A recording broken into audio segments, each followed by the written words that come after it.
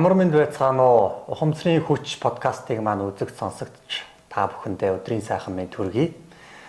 Бид бүхэн Ухамсарын хүч подкастынхаа энэ удаагийн дугаарыг нийгэм сэтгэл судлалын дээд сургууль дээрээс хүргэхээр бэлтгээд байна.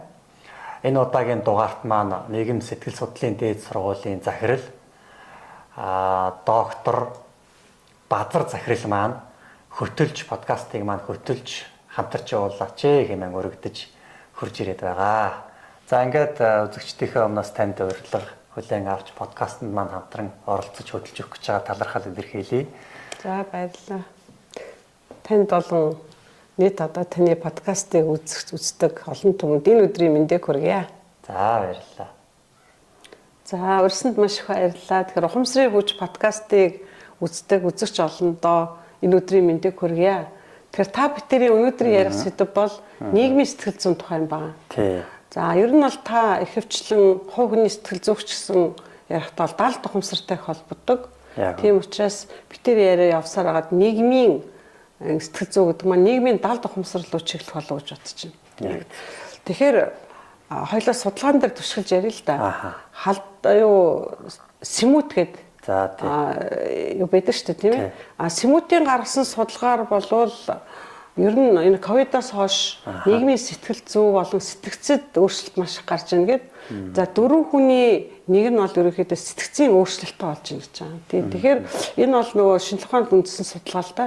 Тэр яагаад энэ хүмүүсийн сэтгцэд ингэж өөрчлөлт гараад байна вэ? Энийг та ер нь ямар өнцгөөс нь харж ажигладаг вэ? Ямар төвлөлт хийдэг вэ? Тий, одоо манайх бол бас ингээд сурвалж зохион байгуулад явж байгаа тий. Тэгэхээр энэ дээрээс ингээд харж байхад ерөөсөн хүмүүс биднэрт тохиолдож байгаа зовлон бэрхшээл асуудлын за ер нь нэг 90 орчим хувь нь сэтгэл зүйтэй холбоотой байна. Тэгээ миний харж байгаа.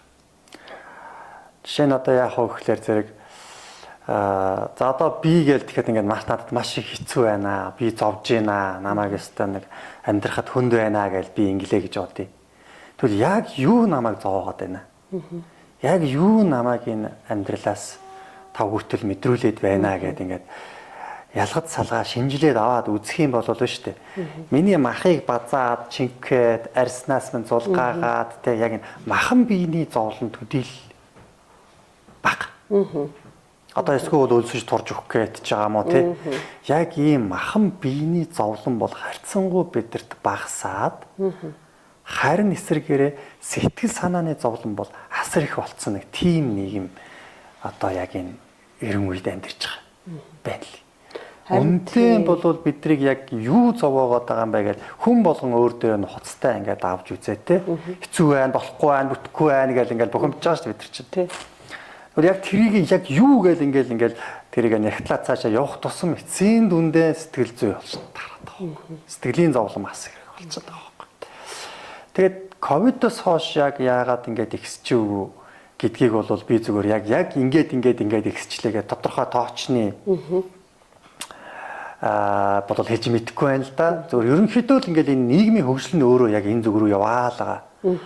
Одоо 50 жилийн өмнө за 50 байгдээ нэг 30 жилийн өмнө те 90 хэдэн он гэхэд чинь бидэрт ахын яг энэ материаллык байдлын зовлон аягүй их байсан байхгүй юу? Өмсөж өөх дутагдaltaй, идэж уухын дутагдaltaй, гэр орон маань тогтохгүй, ус түлээ төлшгүй гэл ингээл энэ яг энэ одоо энэ ахын хэрэгцээний зовлон бол эдийн засаг 90 оны ихэр чинь тэгээд ерөнхийдөө ингээд зацлалд орхисон шүү дээ тийм. Юу чадгаараа амьдр гэд. Яг үн тэгэл орхисон. Тэгэхээр чин тэр үед чинь одоо би л гэхэд чинь манайх олон хүүхэдтэй айлын би чинь баг хүүхэд. Тэгээд одоо ингээд бодож байхад бол бид нар тэр 90 оны үед чинь хоньны нэг ширийг ингээд чанаад тэгээ нэг ширийг дөрвүүлээ хувааж идчихсэн баггүй юу.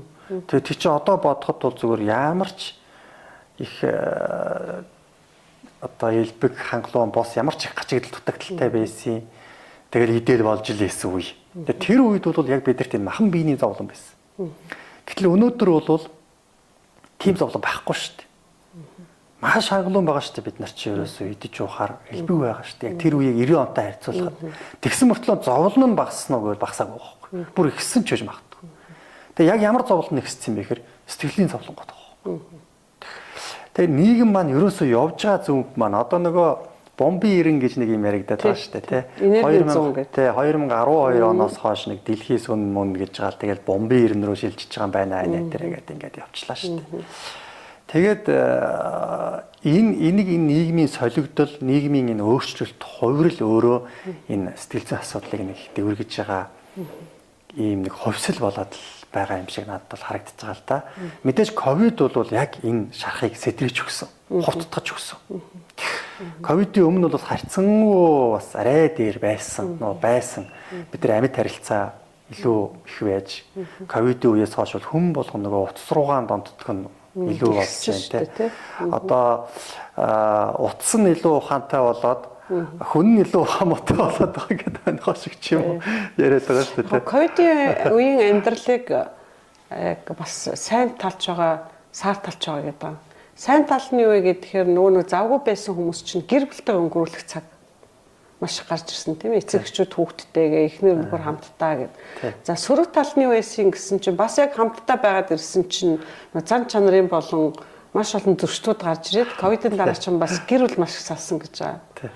За тэгэнгүүт дахиад нэг зүйл юу байсан бэ гэхээр нөгөө ковидын үед чинь нөгөө айдас маш их байсан. За гарах юм болвол одоо тэр айхтар өвчний тусаад бараг амнасаа ална гэдэг. Тэгээд нөгөө ганцаардлууд маш их гарч ирсэн.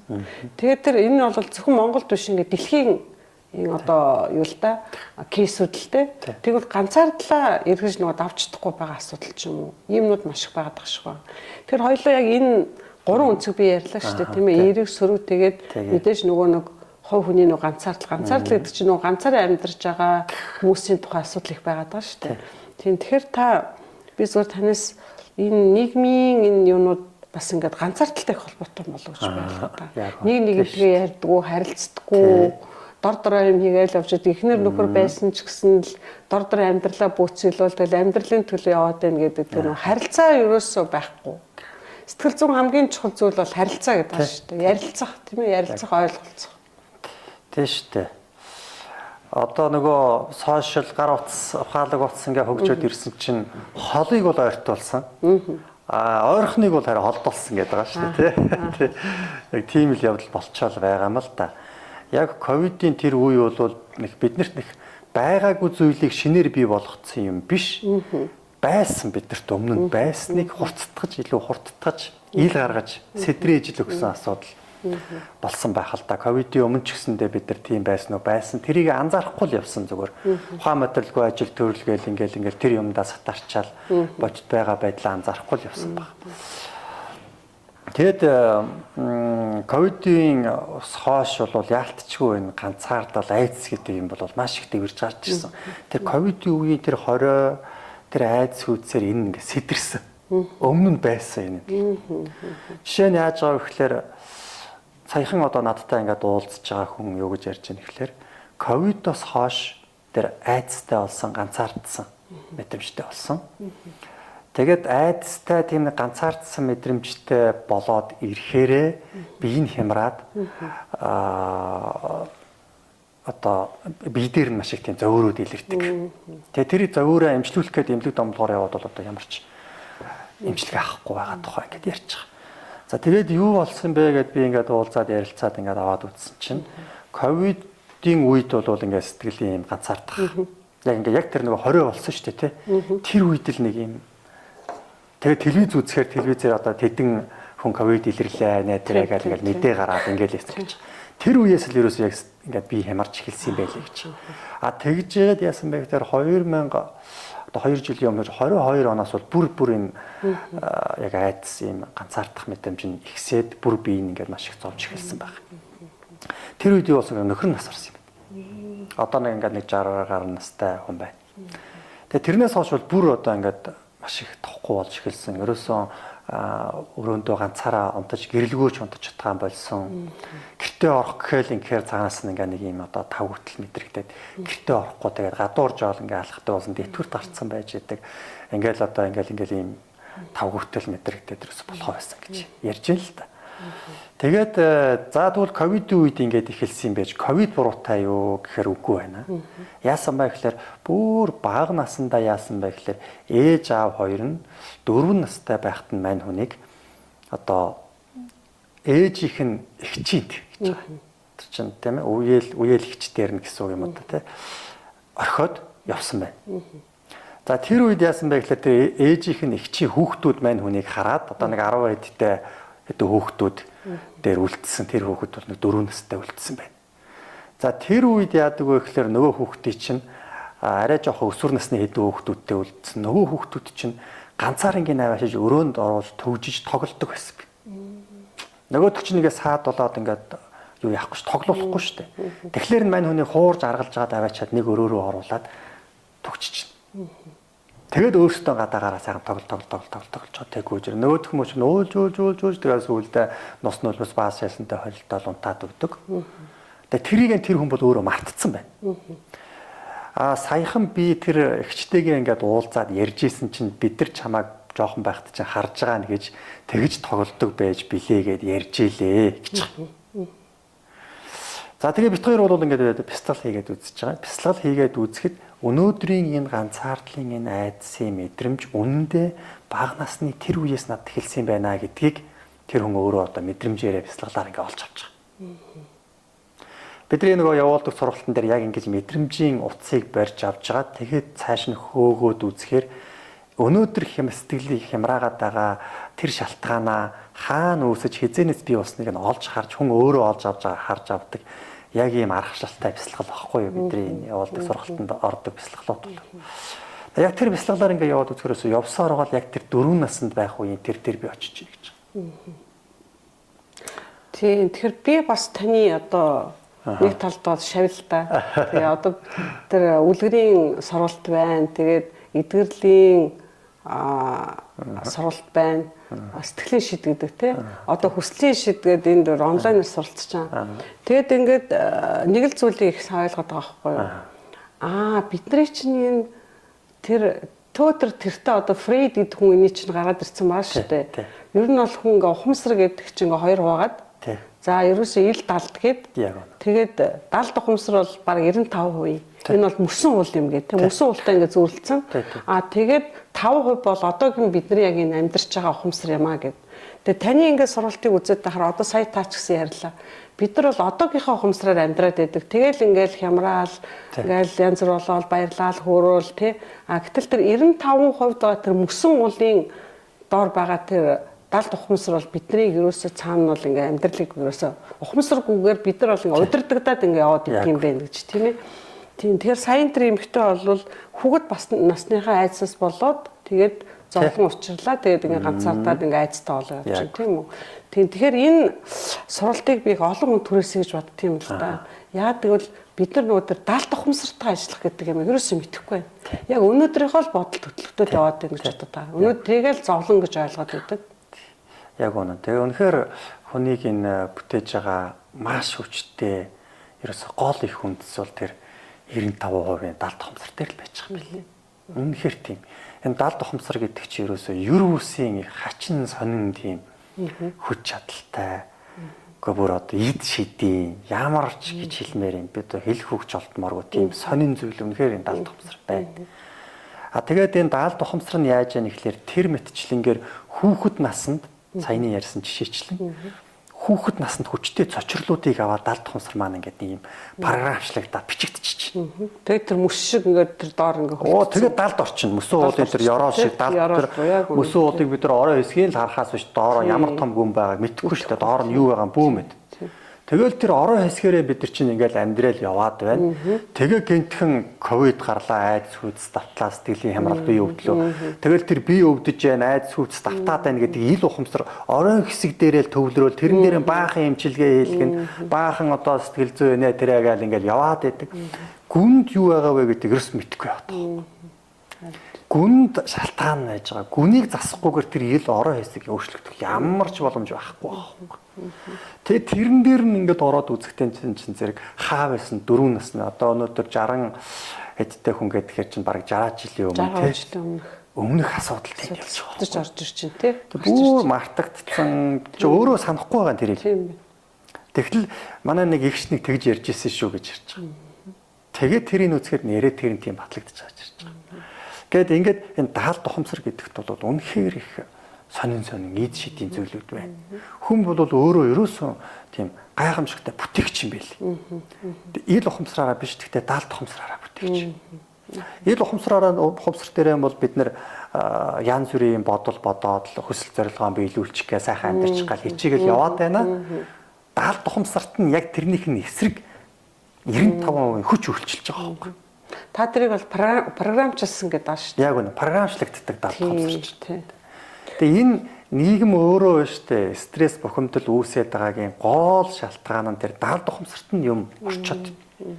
Тэрний цэвэрлэгээ хийхгүй бол бид нар одоо энэ өчөөхөн тэр 5% дээр ажиллаад ямар ч үр дүн хийх хүрхгүй. Тийм. Тэгэхээр одоо энэ сэтгэл судлалын онолыг үндэслэгчид за тэгэл хүний өвчтөний онолыг үндэслэгчдийн тэр яриад байна л да. Ерөөсөө нөгөө тэр даалт ухамсартаа тэр 95% хаана бүрлддэг юм бэ гэхээр нөгөө хүүхэд багт те бүр одоо ургаас өсвөлээс тэгэл одоо 6 нас хүртэл ер нь бол хүний хэн болох вэ гэдэг нь ер нь ингээд тэр насанд л ингээд баг төлөвшдөг гэдэг аа шүү дээ. 6 нас бол бие физиологийн хувьд ч гэсэн бүр яг ингээд ямар бие одоо бие бэлтартай хүн байх уу, ямар сэтгэл зүйтэй хүн байх уу, ямар зан авиртай хүн байх уу гэдэг нь бол бүрэн бий болдог шүү дээ. Тэгэхээр яг уу бидний ээж аав бол тэдэг байсан. Бид нар бол ерөнхийдөө сайхан тайван бийж гэж. Тэр нийгмийн онцлог. Түрүүн бид нар яриагаа хэлсэн шүү дээ. 90 оны одоо 90 оныхан гэдэг чинь бол яг зах зээлийн нийгмийн үеийн тийм ээ. Яг ингээл материаллык амьдрал руу явбал яа сайхан амьдрах уу гэдэг нь ингээд бас л ингээл яатсан. Тэр үеийн хүүхдүүдэд орхиол гахаа махаа үүрэл одоо тэгэл бизнес хийх гээл 8 хийх гээл ингээл нөгөө явцдаг нөгөө хүүхдүүд маань ээж аав дээр орхиддаг. За тэр үед дахиад нөгөө нийгмийн нөгөө харигталт гэр бүл салалт маш их байсан. Тэгэл нөгөө хүүхдийн өнчрөл бий болсон. Гэр бүлийн хүчирхийллүүд маш их бий болсон. Тэгээд ирэхдээ тийм орчинд өсөж байгаа хүүхдүүдийн тэр нөгөө нэг одоо статер нөгөө ухамсарт нь таны хэлдгээр тийм ээ ухамсарт нь яг ингээд нөгөө сөрөг зүйлүүд ингээд бараачиж ороод за тех хүүхд бол тех ёстой юм шиг л тэгэл ингээд нэг амьдрал ингээд нэг 20 30 жилийн дараа саяын таны ярьснаар эргээд нөгөөх даалт ухамсарт хүүхэд наснда авсан гэмтлүүд тэр айдсууд нь амьдралынхаа насан туршаа ингээд сүүдэр мэт дагаж явдаг юм байна л да тийм. Яг үнэ. Одоо өнөөдрийн энэ нийгмийн их стресс бухимдлын нэг гол шалтгаан 90 оны хямрал واخгүй. Яг тэр 90 оны хямралын үед одоо нэг 4 5 настай, 6 настай, нэг 10 насны дотор байсан хүүхдүүдийн амьдрал өнөөдөр яг амьдрал дээр гараад ирсэн явж байгаа. Тэгээд өөртөө ээж аваа болсон явж байгаа. Тэгэхээр чинь хүүхэд насны тэр үе энэ хүний даалт ухамсарыг бүрдүүлдэг, даалт ухамсарыг бүтээн бий болгодог гол одоо тэр бүрдлүүд тэн дээр бий болж бүрддэг. Тэгээд тэр ухамсараараа амьдралаа авчивдаг. Наацхан жишээ ингээд хоёр эрэгтэй эмэгтэй хоёр гэр бүл боллоо гэж бодъё. За нөхрийн аав ээж бол салсан байх гэж бодъё. За эхнэрийн аав ээж бол ерөөсөө салаагүй одоо илүү тогтоохон ингээд амьдрсан ийм хоёр хүн хоорондоо суулаа гэж бодъё. Тэгвэл энэ хоёр гэр болоод амьдрахад яах вэ гэхлээр за амьдралаа суулаа гэр бүл боллоо жоохон явжгаад хэрүүл уруул асуудал бэрхшээл гарах үед нөхөр бол яах вэ гэхлээр шууд салах ёстой гэдэг програмыг ажиллавал. Тэгээд салан явъя өөр үедээ болъё. Эмэгтэй бол яах вэ гэхлээр салахгүй гэдэг тийм байр суурийг барьна.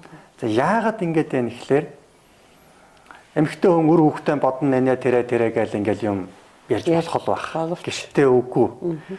Хүүхэд байхад нь аав ээж хоёрын салаагүй учраас эхнэр нөхөр хоёр гэдэг бол хамтдаа байсаар байгаад амьдрсаар байгаад ингээд дуустдаг хоёр зүйлээ гэсэн даалт ухамсарын програм цаана бичээтэй тэрний нөлөөгөөр тийм шийдвэр гаргана. Гэтэл залуу бол ээж аав хоёр нь амьдарч байгаа хэрүүл маргаагаараа салсан учраас хэрүүл маргаа гарах тоолонд салах ёстой гэсэн даалт ухамсарын програм цаанаас нь салах гэж ингэж ажиллана. Тэгэд 90 оны нөгөө үе чинь их ороо босгоо байсан, хоолтой хоолгүй хүүхдүүдээ хайдаг тэгэл ийм байсан. Энэ үеийн ийм ороо босгоо үед тэр орчин нөхцөлийг харж өссөн хүмүүс өнөөдөр амьдрал дээр гарч чаддаг байгаа учраас тэр байдал сэтгэл зүйд нь гарцаагүй даалт ухамсартанд байгаа нөлөөлнө. Тэгээд хоорондоо таарч тохирохгүй ийм асуудлууд үүснэ ерөөс. Ерөөсөө одоо өнгөрсөн зүрийн бомбын ирэн гэдэг байгаа өнгөрсөн 20 дугаар зуун бол яасан бэ гэхээр сэтгэл зүйн хэрэгцээ гэдэг юмыг авч үзэх ямар шаардлагагүй тийм эрен үе байсан байхгүй. шаардлагагүй өнөөдөр хүн одоо тэр ажил төрлөө хийгээл хоолтой л байхад болдог байсан. Тийм за одоо бүдүүлэг гэх юм уу юу гэх юм те. Хүний энэ сэтгэл гэдэг зүйл чинь оюун санаа сэтгэл зүгийн төдийл нэг анхаарахгүй байхад амьдрч болдог байсан гэрэн үе. Хоолтой л байхад болж ирсэн юм те. Одоо миний ээж гэхэд чинь эхээс 13 хүн байсан. Тэгээд манай өвөө юу гэж ярьдаг байсан бэхлээр нэг шуудаа борцог хайрж хийж тавьчаад тэгээ бүтэн сар тэнж явж байгаад тэгээд ирдэг гэсэн гэж. Тэгээ нэг намар ороо нэг хүүхдүүдтэй нэг шуудаа бов хийж өгч тавьчаад л тэгэл одоо тэгэл хаашаа тэгээд 8 мамаа хийдэг тийм хүн байсан. Тэгээд одоо нэг жин тэр дээр үйт чинь жин тэгээд жин тэгээд ингээ яваад өгдөг. Хүрээ ороод одоо бараа таваа аваа буцаад авчдаг тийм. Тэгээ яваад ирсэн чинь тэр хооронд нь цас ороод тэгээ хүүхдүүд нь нөгөө 100 хөл нүцгэн л амьдэрдэг шүү дээ. Тэгээ намар ороо болоод нөгөө цас мас ороо нөгөө гуталгүй хэдэн хүүхдүүд нь үхэр баасан чинь баас нь халуун баас гараа шүү дээ. Тэр үхрийн халуун баасан дотор хөлөө хийж дулаацуулж баасан дээр зогсчоо. Хүүхдүүд нь тэгж хөлөө цулаад зогсож байсан. Одооны энэ битэр яриаг сонсч байгаа залуучууд бол яста бүдүүлэг нөгөө орг бүдүүлэг Монгол гэж ярьдаг тийм. Манай өвөө тэгж ярьдаг байсан байхгүй юу? Тим нийгэм байсан. Тэгээ хоолтой тэгэл за нэг өмс хувцастай байхад л болж тэр сэтгэл зүйн хэрэгцээ гэдэг юм ерөөс авч үзэх шаардлагагүйгээр амьдрч болдог байсан. Тэмэл цаг үе өнгөрсөн 100 юм. Хүн яг нэг байгальтайгаа л зогсоод байна л да. Байгаль цагуур тухайн орчинтойгоо зогсож амьдраад байна л да. Тэр бол бас тухайн үеийн л одоо тэр нийгмийн юу болохоос биш бидний өвгдөөс бол бүдүүлэг амьдарч ирсэн энэ гэж хэлэхэд би бол маш дурггүй. Яг гэвэл угаасаа тухайн ер нь бол ямар ч хүн тухайн нийгэм орчин тэгэл нөгөө байгалийнхаа юунд захиргаал амьдрын шүү дээ тийм ээ. Хэрэв үнэхээр бүдүүлэг сэтгэл зүйн асуудлаа мэддгүй ч юм уу байсан бол бид нарт уламжлагдаж ирээд бид нар ч одоо ерөнхийдөө их тийм эсэргээрээ тэгтээ буруу атом байх хэдийгээр тийм одоо ахуй амьдрал нь тийм хүнд хэцүү байсан боловч сэтгэл зүйн тэр хүмүүсийн хувьд бол маш амгалантай байсан байхгүй юу? Өнөөдрийн ийм стресс бухимдалтанд ердөөсөө байгаагүй. Одоо өнөөдөр хүүхдээ тэгээд орхиж байгаа хүнийг бол одоо хүчээр хийлэл юу өстой нэг орог морог одоо сүйд болно. Тэр үе зүгээр сэтгэл нь бол хайпи байсан байхгүй юу? Амар амгалан ноёлж ирсэн. Гэтэл өнөөдөр яг эсэргээрээ болцсон. Өнөөдөр бүх ахуй боломж бол хангагдсан. Өнөөдөр гуталгүй байгаа хүүхэд зүгээр хогийн цэг дээр очиход л баг гутал аваад олоод өмсчих байх. Гэвч сэтгэл зүйн маш их асуудалтай болсон. Тэгэхээр энэ нийгэм бол яг ингээ ховсож өөрчлөгдөж байна. Өнөөдөр бид нар ахуйн одоо амьдралаа бүтээх гэдэл ахуй соёлоо бий болгох гэдэл зүтгээд идэг нийгэм дээрээ нийгэм даяараа сэтгэл гэдэг юм орхиод байгаа нөрөө орчин үеийн энэ ховсол өөрчлөлт зогцохгүй ийм нөхцөл байдлаар амьдрах гээд яваад байна шүү дээ. Наадах чинь нөгөө далаа огш далаа лам хамгийн сүүлд Монголд ирэхдээ хэлсэн шүү дээ. За тэр чинь нэг 6-7 жилийн дараачлан Монголд ирээд ирэхдээ Улаанбаатар бол сайхан болжээ. Өндөр байшинтай танигдгийн аргагүй өнгөцсөө өөрчилжээ. Гэхдээ ер нь бол харин хүмүүс маань ер нь өөрчлөгдөг байна. Улам одоо ёс зүйн болон ёс суртахууны тийм одоо дойролтолд орсон юм шиг санагдлаа гэд хэлжсэн байхгүй юу. Тэгэхээр би зөв энэ дээр юу гэж бодож байна гэхээр бид нар ерөнхийдөө амьдралынхаа хэрэгцээг за мэдээж хүний анхдагч хэрэгцээ бол одоо орон байртай байх ёстой, өмсөх хувцастай байх ёстой. За тэрийг хангахад бол ажил хөдөлмөр хийх ёстой тийм ээ. Гэтэл бид нар илүү их материалог юм руу ингэж шунаад за өстө нэр нөгөө нэг тэр тэгж амьдарч яхад би ингэж амьдрна гэдэг өөрийнхөө юмдаа ингэ сэтгэл ханамжгүй байгаад байгаа юм болов уу гэж. Яг. Тэр маань ингээ бидрийг улам их зовоод байгаа юм болов уу ч та. Тий яг тэгээд байгаа. Өнөөдөр бид нар байна штэ хэрэгцээ гэдэг зүйл тийм ээ. Өмсөж зүүх хэрэгцээ биднэрт одоо зайлшгүй байна. Тэгвэл яг энэ хэрэгцээтэй чинь адилхан магадгүй бүр тэрнээс илүү нэг хэрэгцээ байгаа шүү гэдгээ мартчихад байна. Тэр бол сэтгэл зүйн хэрэгцээ. Амар тайван байх, баяр баясгалыг мэдрэх, хайрыг мэдрэх, талархлыг мэдрэх. Энэ сэтгэл зүйн хэрэгцээг бид нар ерөөсөө анзаарахгүй. Ийм хэрэгцээ өөрт үүсчээд яваад байхад чинь тэрийг нь тоохгүй зөвхөн материаллык байдлаа бий болгох гээд л яваад байна шүү дээ. Тэгээ материаллык байдал бий боллоо. Гэсэн ч бид нар аз жаргалтай болохгүй шүү дээ. Улам их стресс, улам их бухимдал. Гоё юм руу шунаа шүү дээ. Дараагийн загвар нь за бид нар одоо алтан завсны эмгэн шиг юм шиг. Яг алтан завсны эмгэн болчиход байгаа байхгүй тий. Материалын байдлаараа хангах гал ланд 200 авлаа, 300 гараад ирлээ, 300-ыг нь авлаа. За дараагийн дахиад юм нь гарч ирнэ. Тэр нь гүрцэгдэхгүй. Гар утсан дээр байж байгаа шүү дээ. Дараагийн загвар нь гараал яваад байна. Тэгж явж байгаа хооронд миний яг нөгөө унган хэрэгцээ. Өмсөд зүүх хэрэгцээнээс дутхгүй буюу тэрнээс илүү хэрэгцээ нь өөрөө сэтгэлийн хэрэгцээ байна шүү дээ. Тэгж явсаар хагаад үсгүй явсаар хагаад эвдэрхий твштэйгээ оцорно гэдэг маань эргээд нөгөө нэг бүх бие сэтгэл бүх юмараа ядраад за тэгээд нөгөө хоосон ирээд хоосон бусдаг хорвоо за нэг жоохон гайгүй шиг амьдрий гэж итэлтэйгээд нөгөө ертөнц рүү явчихж байгаа юм шүү. Яг үнэ. Тийм явдал үнэхээр их байгаа. Бид нар одоо хамгийн наазах нөгөө нэг юу ахгүй юу? Хүүхдүүдэд орхиж байгаа байхгүй юу бид нар. Харин тийм. За тэгээд өөртөө баяр баясгал энэ одоо сэтгэлийн энэ таатай мэдрэмжүүдийг авахгүй яваад тахаар яаж байгаа вэ гэхээр гадаад зүйлсээс тэрийг нөхөж авах гэж оролдоод гэтэл гадаад зүйлс нь яадаг вэ гэхээр нэг удаа хэрэглээд, хоёр удаа хэрэглээд, гурав дахь хэрэглэхээр нөгөө хэрэгцээг нь хангаж өгч болчдөг байхгүй. Тэгвэл дахиад хүчтэй тунгаар хэрэглэх шаардлагатай болдог. Ингэж явсаар хагаад өөрөө донтолтонд ороод байгаа. Яг үнэ. Яг үнэ. Миний таньдаг хүн тэгжсэн яга би адилхан эмэгтэй хүн бийжж би тэр эмэгтэйчүүдийг муулах талаас нь биш л дээ. Одоо ч нэг юм болоод байна л да. Монголд ер нь ирчүүд өстой хүчгүй байна. Ирчүүд өрх гэрээ авч чадахгүй байна. За өстой эмэгтэйчүүд бол ухаалаг болж байна, хүчтэй болж байна гэдэг ингээ нийгмийн ялгарлыг авих бий болгоод байна л да. За өстой хүчтэй эмэгтэйчүүд ан хүчтэй ах юм бол амьдралыг аваад тавина шүү. За ирчүүд нь старчаагууд орой байна мэн гэл ингээл те. Тэгээ энийг миний нэг таньдаг хүн ингэжсэн. Энэ бол Монгол бодлого биш байхаа. Монголчуудыг хуваах бодлого байх. Эмэгтэйчүүд та нарыг онгоргож иж эмэгтэйчүүдийн сүр хүчийг дарах тийм одоо бодлого гэж хэлжсэн. Тэгэнгүүт би бас бодсон байхгүй. Нэр нь ч тийм байж магадгүй. Одоо ч нөө сошиал маш хүчтэй байгаад ирэнгүүт ерөөсөө нөө эмэгтэйчүүд хүчтэй эмэгтэйд бүгдийг чадна гэсэн давлгаа явах явж байгаа байхгүй юу. Гэтэл эмэгтэй хүний бас чаддаг ажил, чадахгүй ажил байна. Уламжилт юм харахад тийм ээ. Өрх гэргээл амьдарч байгаа бол эрэгтэй хүний бас чаддаг ажил, чадахгүй ажил. Энэ хоёрыг нийлүүлэх юм бол сая та бид нар яриад байгаа нөгөө нэг аж аргалтай амар амгалан сэтгэл тайван амьдрах тэр юм чинь бүр тийм биш үү? Яг үнэ. Тэг нь нийгмийн сэтгэл зүйд хамгийн чухал үүрэгтэй нөлөөлөх хүмүүсүүд нэмэгтэйчүүд байна.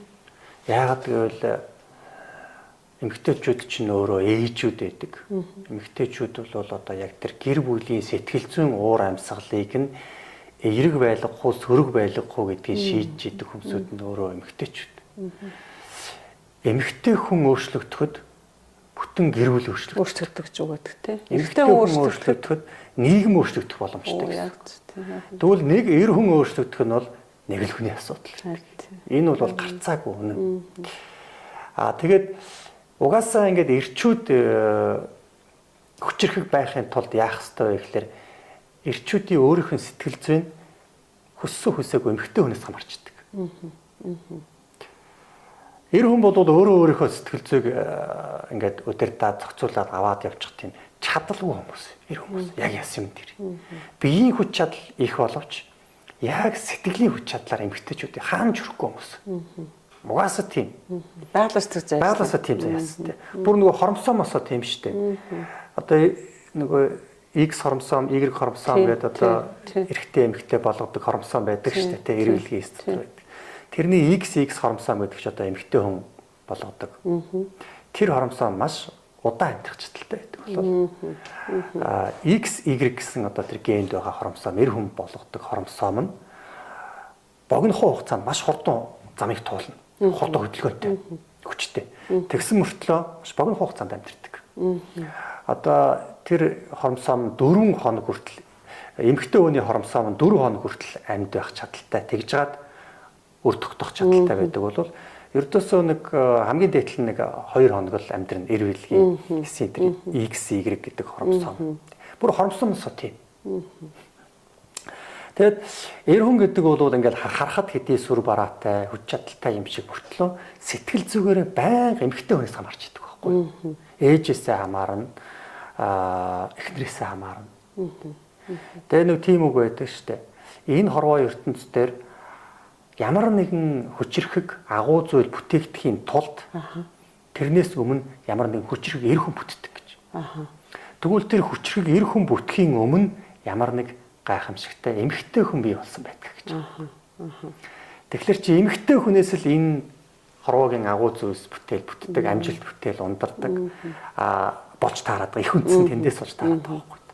Ерөөсөө л одоо эр хүнийг эхнэр нь юм уу ээж нь урам зоригоор тэжээгээ төхөд тэр хүн томорч өсөж хөгждөг.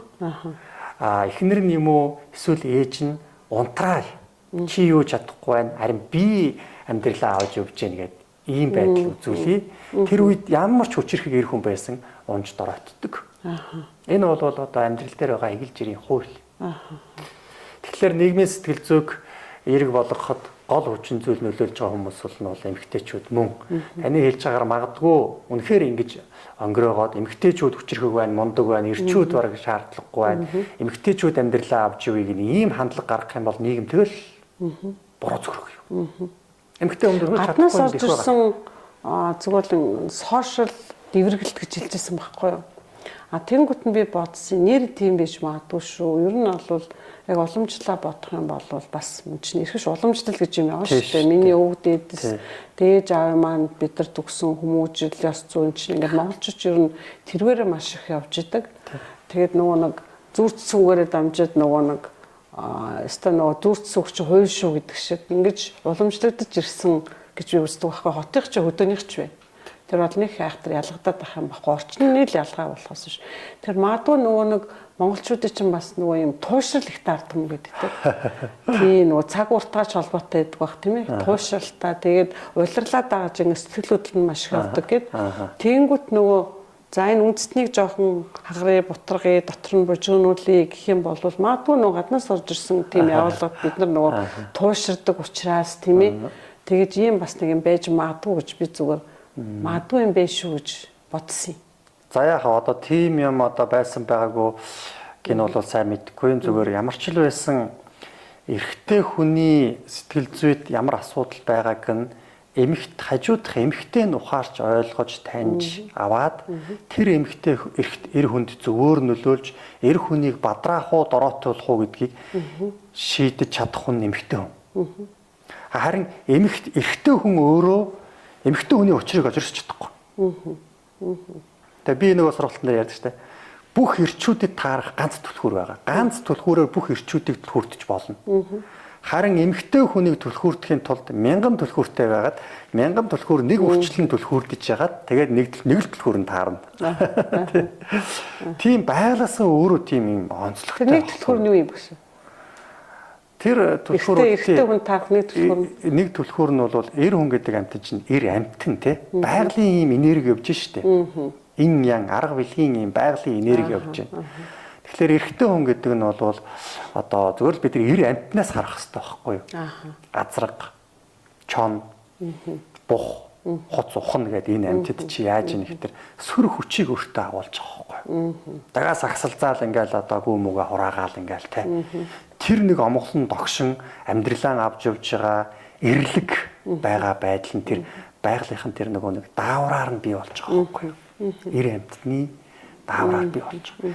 Нэг ийм сүр хүчтэй азрахлаг байгаа байдлыг нь хажуутлын эмэгтэй хүн нь өдөөж өгч бадрааж өгч явах хэрэгтэй байхгүй юу? Ингэж яг тэр байгалийн мөн чанараараа эр амтныхаа мөн чанараар орших тэр инстинкт нь хэрэгжиж эхэлж байгаа. Тэгэд яг хөөхлөөр урам зориг, хүндлэл, бахархал чи ёстой сайн байх шүү, агуу байх шүү, бүтээж шүү, чадаж шүү. Чи илүү юм биш дээ гэдэг энэ мэдрэмжийг л хажуугийнхаа эр хүнд үзүүлж байгаа эмэгтэй хүн өөрөө сайхан амтэрч байна. Гэтэл чи чадахгүй байна, чи арчаагүй байна. Би л хийгээгүй байна. Чи ерөөсөө юм уу байна. Би гэр орно авч явж байна. Энэ байдлыг, энэ хандлагыг үзүүлэл эхлэхээр нөгөө эр хүн чинь гундаал байна, гундсаргаас үлдээ арх хөөн.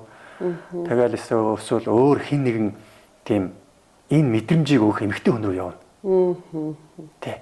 Хин нэг эмэгтэй хүн рүү явна.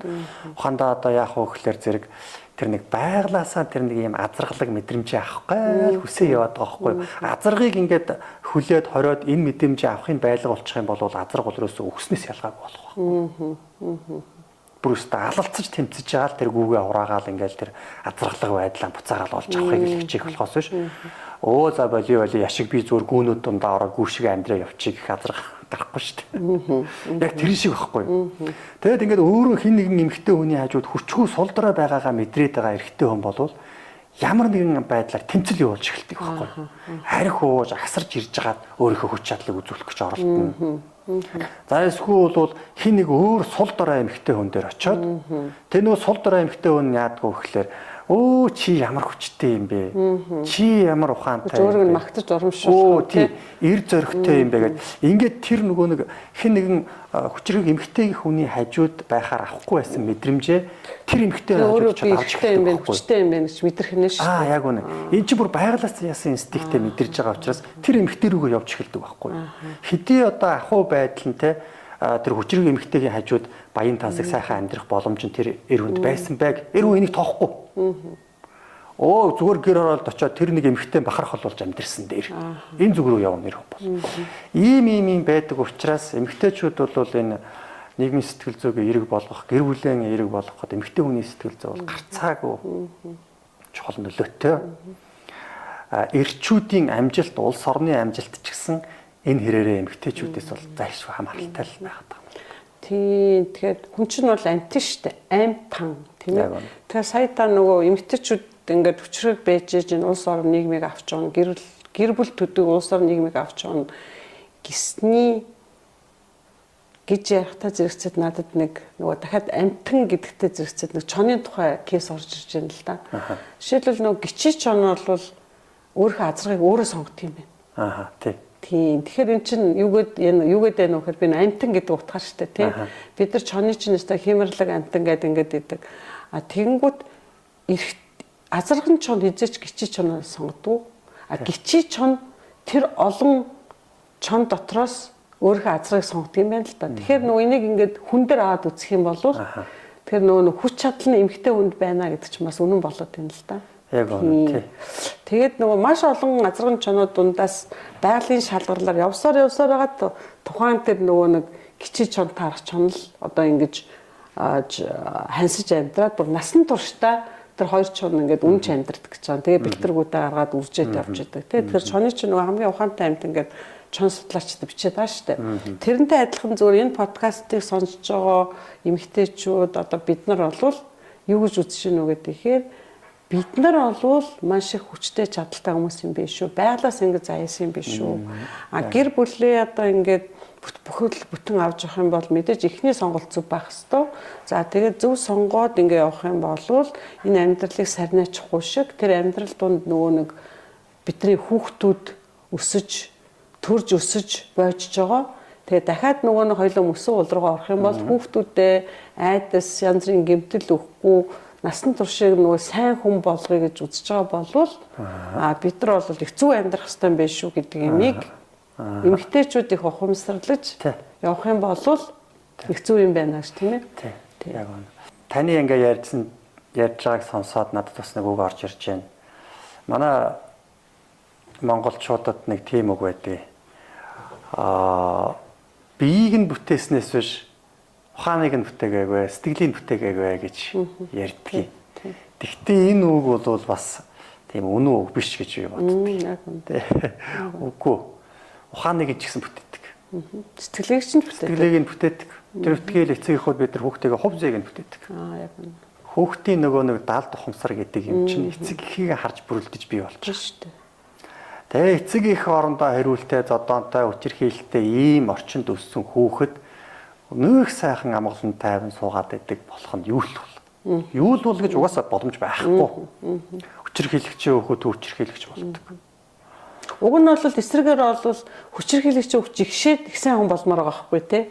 Гэтэл нөгөө нэг даалд ухамсарын яриаг ангууд нөгөө ухамсарт нь ингээ кодлогдоод програмчлагдаад нүдэнд нь харагдаад ухамсарт нь ягаад айц ингээд болоод ингээд эргэж нөгөө нэг хүчирхийлэгч болдог. Хөрсийг бид нар тэнд тавиад байгаа гэсэн үг шүү дээ, тийм. За хүчирхийлэгч болохгүй байж болно.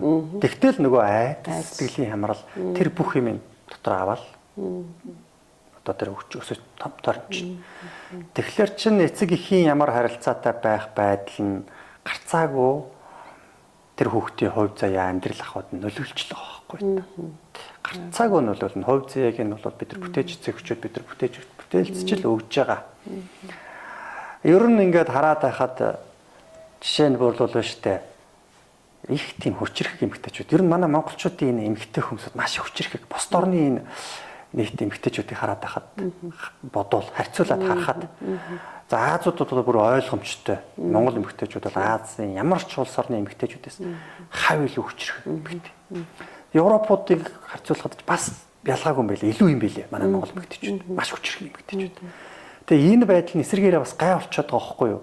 Яг тэгэхээр нөгөө хажуудаа байгаа эр хүнийг өсгөж хөгжүүлж, бойжуулж, гаргаж ирэх хэрэгтэй байтал өөрөө хүчрэх болоод ирэхээр нөгөө эр хүн гундаад явчихж байгаа байхгүй юу?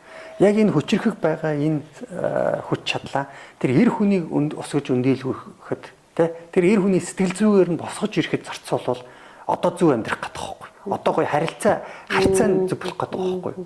Гэтэл өөрөө хүчрхэгжээд ирээд нөгөө эрчүүд нь хаягдчихад байгаа байхгүй чаавас. Өөрөө хүчрхэгжээд тэр сэтгэл зүйн тэжээлийн нөхөө болчихж байгаа байхгүй нөгөө эр хүнтэй. Тэгэхээр нөгөө эр хүнд нь гундаад амьдралын энэ баланс тэнцвэр нь алдагдаад эцсийн дүндээ эмэгтэй хүн өөрөө сүулдэ зовж эхэлдэг байхгүй. Хүчрхэг эмэгтэйчүүд өөрөө сүулдэ бүх ачаа амьдрал дээр ирээл ингээл яваа сүулдэ ганцаардаал тэгэл хайр халамж дутагдаал ингээл балгал явчих шүү дээ. Ийм бодоод байгаа байхгүй. Нэгэр зэрэг нийгмийн сэтгэл зүйн эмэгтэйчүүдийн оролцоо тэрэн дээр нь байгаа энэ үр хүүхдүүдэд нөлөөлж байгаа нөлөөлөл бол хамгийн их нөлөөлж байна. Тэгээ энэ ялгааг боловсрал талаас нь их тайлбарладаг л да. Одоо 90-ад оноос хойш бол ерөнхийдөө нэг одоо 3 хүүхэдтэй айл гэж байж бодъё л да тийм ээ. Тэгэхэд нэг хүүтэй 2 охинтой ч юм уу эсвэл 2 хүүтэй 1 охинтой ч юм уу тэгэнгүүт анх ингээл төрснөөс нь цэцэрлэгээс нь өсвөлээд сургууль ингээл хад за хүү яах вэ тэгээд нэр хүү юм чи болчих واخ гэд октоудаа ингэж боловсрлоор дэмцээр хагаад нэг үеийнхний дунд юм боловсрлын ялгаа их гарцсан. За дээд боловсралтай эмэгтэй одоо ингээд төгсөөд сургуулаа төгсөөд явсаар бүх шатны боловсрлоо эзэмшээд төгсөөд тэгээд яг амьдрал дээр ингээ үеийнхэнтэйгээ суух гэсэн чинь нөгөө эрэгтэй бол бараг цэцэрлэгч аваагүй нэг 10 жил төгссөнтэй эсвэл зэрэгтэй авсан чинь яг ингээд амьдралд ингээ суух гэхээр боловсрлын ялгаа гараад байна гэж ингэж тайлбарладаг байхгүй юу? Тэгэхээр таны ярианаас үзэхдээ магадгүй нөлөөлдөгч биш магадгүй таны ингээд яг ингээд ярианаас үзэхдээ боловсрлын ялгаа хийсэн илүү одоо тийм хэр хоосон нэг юм бий болоод байгаа юм биш үү? Тэгээ би л одоо боловсралтай хүн гэдэг тэр боловсралтай хүн өөрөө эцсээс нөгөө сэтгэл зүйн боловсралаа бараг хайчаад байгаа юм шүү гэж би хэлэх гээд байна л да. Тийм. Ер нь сэтгэл зүйн боловсрал нь байвал академик боловсралтай боловсралгүй хүн өсөж хөгжиж амьдралыг бүтээж болж байгаа шүү дээ. Бид нар одоо зүгээр ангийнхаа хүүхдүүдээс тэрийг харж болно шүү дээ. Диплом бол үнэндээ тэр сайн сайхан амьдралыг бий болгох баталгаа биш шүү дээ. Диплом бол чи ажил хийгээд цалин аваад нэг өлбөрч өгчихгүй амьдрахад баталгаа болж магадгүй. Бол гоочж магадгүй. Харин яг энэ ухамсарын боловсрал, далд ухамсарын боловсрал ялангуяа тэ сэтгэл зүйн боловсрал бол жинхнээсээ сайхан амьдрах баталгаа болно шүү. Би бол тэгж л боддог. Тэгээд сэтгэл зүйн боловсрал гэдэг юм өөрөө бас дахиад та бүхэн нөгөө нэг подкаст эхэлсэн үе нийгмийн сэтгэл зүйтэй холбогдоод эхэлж байна л да. Тэгээ би боддгийн зүгээр ер нь ингээд сэтгэл судлалын сургуулийн захирлын хувьд ч тэр ингээд ирж байгаа сурвалжлагчтай харах. За тэгэл нийгмийн сэтгэл зүй ингээд харахад энэ боловсролын бодлого өөрөө яг энэ лүү чиглэсэй гэж боддог байхгүй юу. Яг одоо бидэрт нөгөө нэг уламжлалт юмнууд их алдагдчихлаа. Нөгөө ингээл Монгол ахуй заншил одоо юмнууд ингээд ерөнхийдөө маш их алдагдчихлаа шүү дээ. Нэг үе бараг ингээд байхгүй болчтой ч нөгөө бид нар эмээ өвөөгөөс ээж аваасаа авсан зарим нь авсан аваагүй гэл ингээд нэг үе ингээд хаягдчихдаг чи одоо төрөөс энэ сэтгэл зүйн боловсролыг олох чиглэлт нь бүр ингээд цэцэрлэгээс нэхлээд одоо ингээд хүүхдүүдэд найз нөхдөдөө зөв харьцах. За тэгэл одоо нэг нэгнээ хүндлэх, ээж аавгаа хүндлэх бүх юмыг ингээд цэцэрлэгээс нь эхлээд ингээд заагаа дунд сургуульд нь ороод, их сургуульд нь ороод ингээд явах юм бол эргээд бид нар нөгөө та хэлсэн шүү дээ. Нөгөө монголчууд тэр дундаа монгол эмэгтэйчүүд, за монгол эрэгтэйчүүд ч гэсэн хүчрэхэг. Энэ Монголын энэ оюунлаг хүчрэхэг энэ юмыг дороос эргээд ирэх юм санагдаад байгаа байхгүй. Тэглгүй яхав тий. Монголчуудад энэ бэлэг чанар одоо хуучин бол монголчууд энийг юу гэж сэтгэл зүйн боловсрал өнөөдөр бол одоо далд хумсрал гэж яриад байна тий. Гэхдээ энийг монголчуудад байгаагүй биш байсан. Энийг монголчууд юу гэж нэрлэж байсан бэ гэхээр бэлэг оюун гэж нэрлэж байсан. Хуучин ном судуудад дандаал бэлэг оюун л гэдэг юм байна. Тэгээд сэтгэл гэдгээр байгаа одоо сүүлийн үед далд хумсар гэж яриад байгаа болохоос шинж. Үндсэндээ сэтгэл хэвхгүй та. Сэтгэлээ байна. Тэгээд монгол хүн бэлгэрээ гэж үг байна. Монгол хүн бэлгэрээ. Үнэхээр монголчууд бол энэ бэлэг чанар өндөртэй ард том. Сэтгэлийн тийм мэдрэмж өндөртэй ард том. Сэрхүү өндөртэй, ухамсарлаг, хайрлаг, сэтгэлтэй ард том юм бэл. Айлч улс оронд ингэж яваад очиход өнөөдөр манай Монголд нэг юм ангийн нийллэг гэдэг юм болж шүү дээ. Тэгээд ах トゥ саднараа ураг төрлөөрөө уулздаг, ургийн уулзалт гэдэг юм болж байна. Тэгээд одоо энэ сумдуудын ой гэж болж шүү дээ. Тэн дээр чинь ангиуд уулзалдаа, найз нөхөд ингээл уулзалдаа ингээ. Ер нь энэ бол Монголын нэг тийм одоо онцлог альч улсаар нэг байхгүй. Ийм нэг сонин бүлсэг, сэтгэлсэг тийм нэг юм нэг бэлэг чанартай ард том байгаа. Тэндээсээ баярлж чаддаг. Тий, тэрнээсээ одоо орчин үеийн хэлэх юм бас энерги авч чаддаг. Энерги авч чаддаг яг үнэ. Тийм ард том. Эрчим хүч авч чаддаг тий. Энэ нь өөрөө юу хэлээд байна вэ гэхээр монголчууд бол суур тийм бэлэг чанартай ард том юм аа. Монгол хүн бэлгээрээ хятад хүн аргаараа гэж хуучны монголчууд бас зүгээр ч нэг хэлээгүй байна. Монголчууд бол орчин үед энэ бэлэг чанараа хөгжүүлж бид нар бол энэ ирээдүйн хөгжлөө энэ улс орныхоо сайн сайхныг тэр ихтгэл бусад улс орнуудад ч гэсэндээ эерэг нөлөө үзүүлэх ажлыг бэлэг чанараа хөгжүүлснээр хийж бүтээж болно. Ингэч ёстой, ингэж чадна монголчууд. Тий. Би чадна гэдэг бас юунаас хараад байна уу гэхээр яг хөө мэдээч одоо үеийн залуучууд бол амьдралын төлөө явж байгаа. Гэхдээ яг бид нар шиг одоо ингээл өдрийн 8 цагийг ч юм уу за 12 цагийг ч юм уу ингээл ажил дээрээ өнгөрөх ч юм уу би ажиллах л ёстой гэдгээс илүү би ажиллаа хийчихэд би гэр бүлтэй байх ёстой. Би хүүхдүүдэд цаг зав зарцуулах ёстой гэдэг юм одоо үеийн залуучууд маш хүчтэй төрж яах гэдгийг би ажиглаад байгаа байхгүй юу. Тийм. Өмнө нь бол яадаг байсан гэхээр ажил дээр орой сууж байгаа хүн бол сайн хүн шиг тий. Гэтэл одоо тэр ажлын 8 цагч байна уу 4 цагч байна уу тэрийг би цагийн юмаа хурдан хийчихэд би одоо үлдсэн цагаа би гэр бүлдээ хүүхдээ очие, эхнэрдээ очие гэдэг юм одоогийн залуучуудад маш хүчтэй байгаад би бүр аюух талархаад байгаа. Тэгээ өөртөө бас шүүмжлэлтэй хандаад байна. Чи ч гэсэн суралцаа гэдэг. Чи ч гэсэн суралцаа. Үе үесээ суралцдгийг шүү гэдэг юм бас ингээд бидний үеийнхэн чинь ер нь ажиллалт хийжээвэл болдог хүмүүс шүү дээ. Яг үнэ одоо түрүүн бас таны асуултан дээр гарсан бид нар нийгмээр төр засгаас хүртэл яг энэ тал дээр анхаарах цаг болцсон. Ажил олгогч нар хүртэл энэ тал дээр анхаарахгүй болохоо болцсон. Яг үнэ. Гэр бүлүүд эцэг эхчүүд энэ тал дээр анхаарахгүй болохоо болчихсон. Ийм 90 цаг үед бид нар амьдраад байна. Өнөөдөр одоо боловсрал гэдэг зүйлийг их сургууль төгсчөөл боловсралтай болчлаа гэж ойлгодог цаг өнгөрсөн. Цаана зүрх сэтгэлийн боловсрал, далд ухамсарын боловсрал эзэмшээгүй бол тэр хүн юу ч бүтээж чадахгүй зүгээр яг нэг газар ажилд л орно.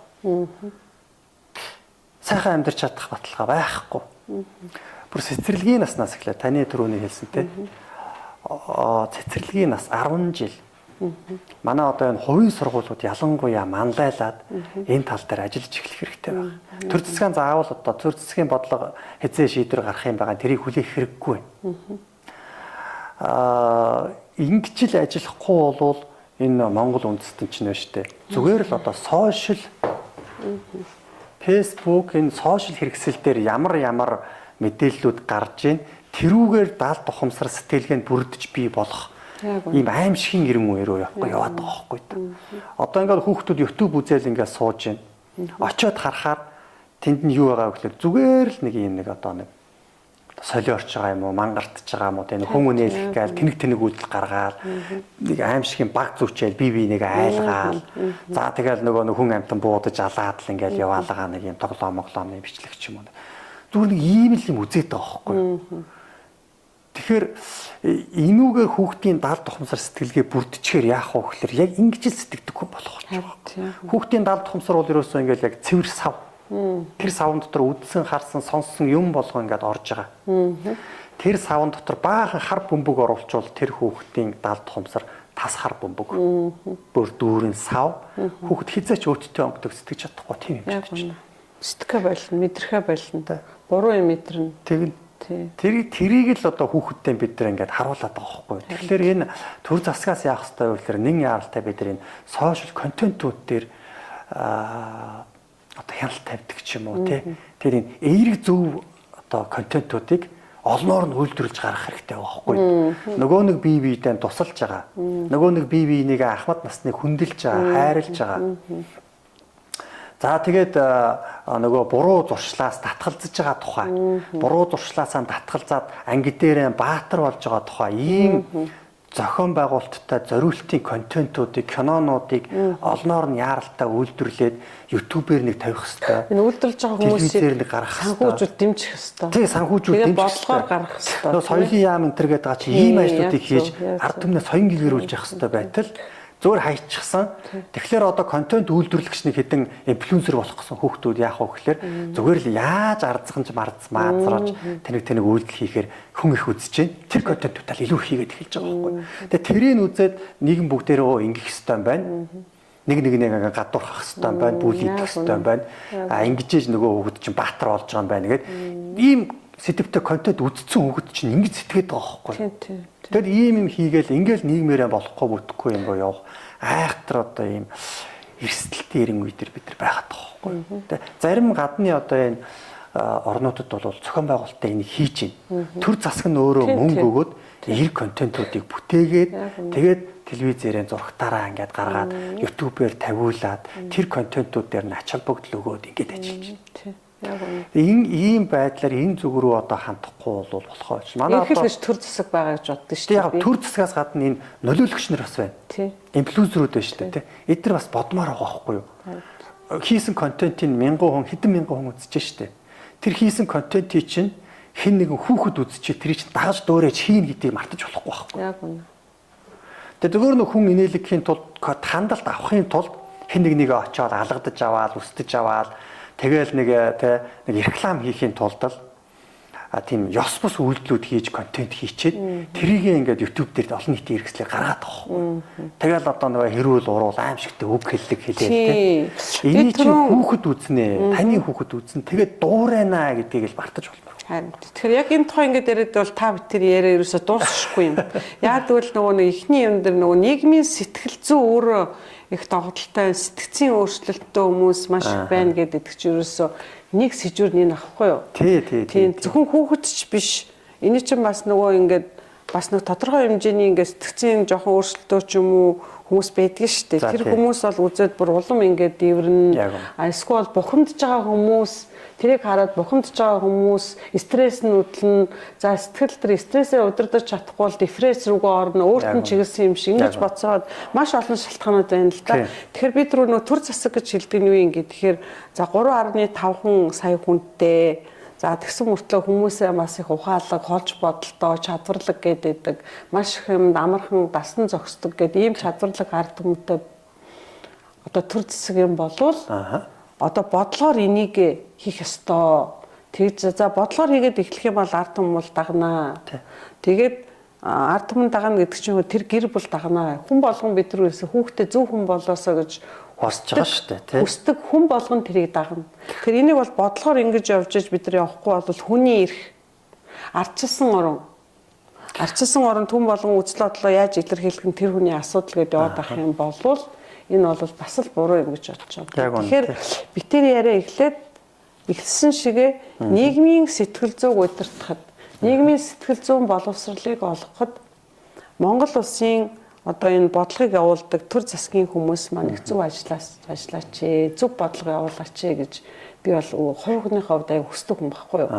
Яг одоо ингээд сургуулиудад цэцэрлэгүүдэд сэтгэл зүйч ажиллаж эхэлж байна л да. За энэ бол нэг зөв. Гэхдээ бүх хэмийг одоо 3,000 хүүхэдтэй 6,000 хүүхэдтэй сургуульд ганц сэтгэл зүйч үнэхээр чадахгүй.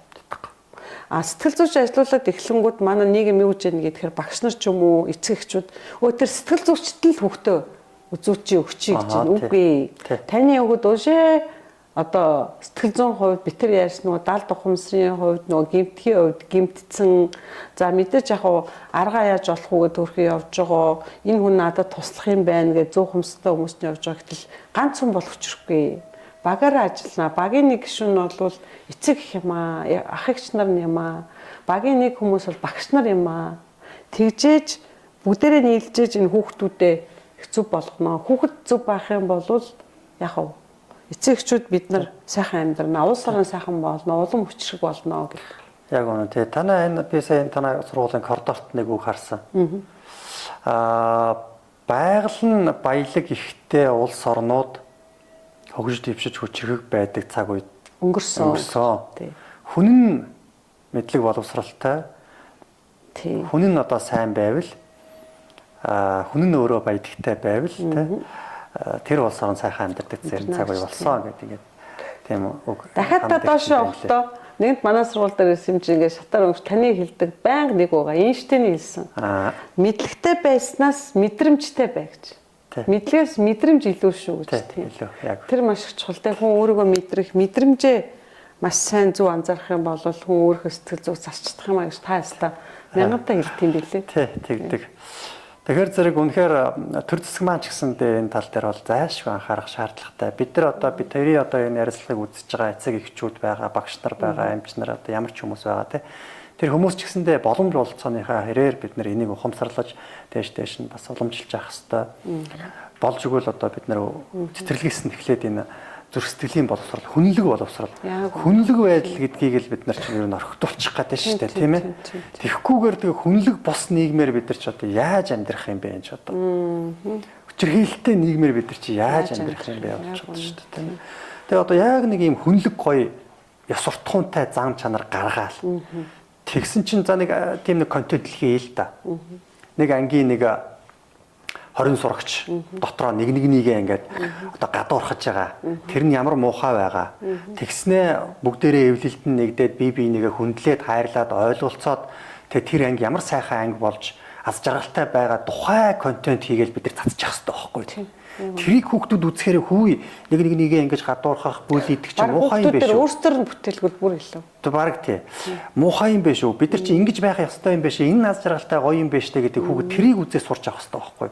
Тэгэхгүй бол одоо ингээ хүүхд ютубер янз бүрийн юм үзчихэд ээж аваасаа тэрийг нэгч байгаа байхгүй. Тэн дээр тэр ютубер үзсэн бичлэгээ дуурайж ээж аваа руу аашцсан гаргаж байгаа байхгүй. Тэгэхээр одоо хэлээд байгаа нэг төр засагт ингээд уламжлах нь зүйтэй хэрэг нэгдүгээрт хоёрдугаарт манай урлагийнхан байгаа байхгүй да. Урлагийнхан энэ нийгэмд маш ихээр нөлөөлж байгаа. Сэтгэл зүйн хувьд.